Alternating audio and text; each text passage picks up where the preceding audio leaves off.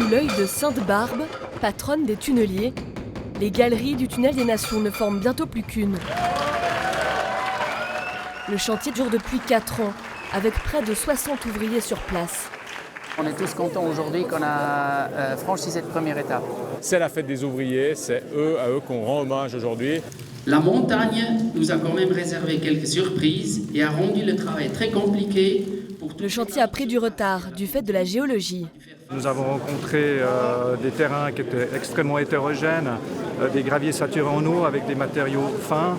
Nous avons avancé très doucement et chaque fois ça nous a obligés à repenser, à renforcer le terrain par des injections. Le tunnel de 500 mètres est un morceau de la future route des Nations. Elle reliera le quartier des organisations internationales à la nouvelle jonction autoroutière. 20 000 véhicules par jour doivent y passer. Cette voie souterraine doit permettre de délester la route de Ferney en surface. On va pouvoir ensuite démarrer le chantier du tram sur le tracé historique de la route de Ferney.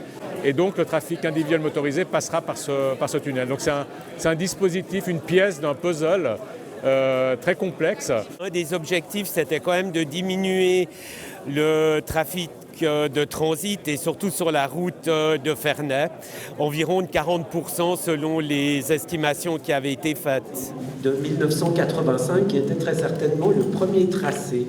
Le projet a été pensé dans les années 80. La mise en circulation doit avoir lieu en 2023. D'ici là, reste la creuse de la partie inférieure de la galerie, l'étanchéité du tunnel et d'autres travaux. Il faudra compter encore un peu sur Sainte-Barbe pour veiller au bon déroulement des prochaines opérations.